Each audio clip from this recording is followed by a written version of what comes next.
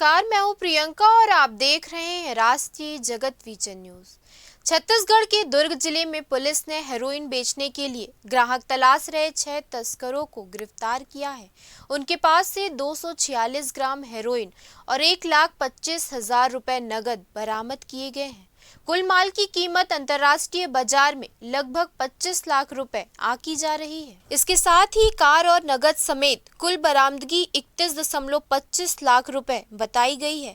मोहल्ला मोहन नगर थाना क्षेत्र का ये मामला तब सामने आया जब मुखबिर की सूचना पर मोहन नगर पुलिस और एससीसीयू की संयुक्त टीम ने धमदा रोड स्थित सब्जी मंडी के पास घेराबंदी की। कार की तलाशी लेने पर लाल रंग के बैग में हेरोइन मिली। हालांकि मुख्य सरगना गुरजीत सिंह उर्फ रूट पुलिस की गिरफ्त से फरार हो गया।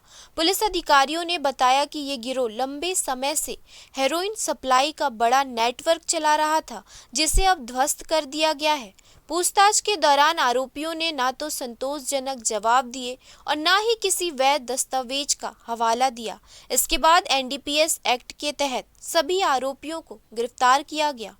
फिलहाल इस खबर में इतना ही। देश प्रदेश के खबरों से अपडेटेड रहने के लिए हमारे चैनल को सब्सक्राइब करें और नए खबरों की नोटिफिकेशन के लिए बेल आइकॉन जरूर दबाएं। नमस्कार।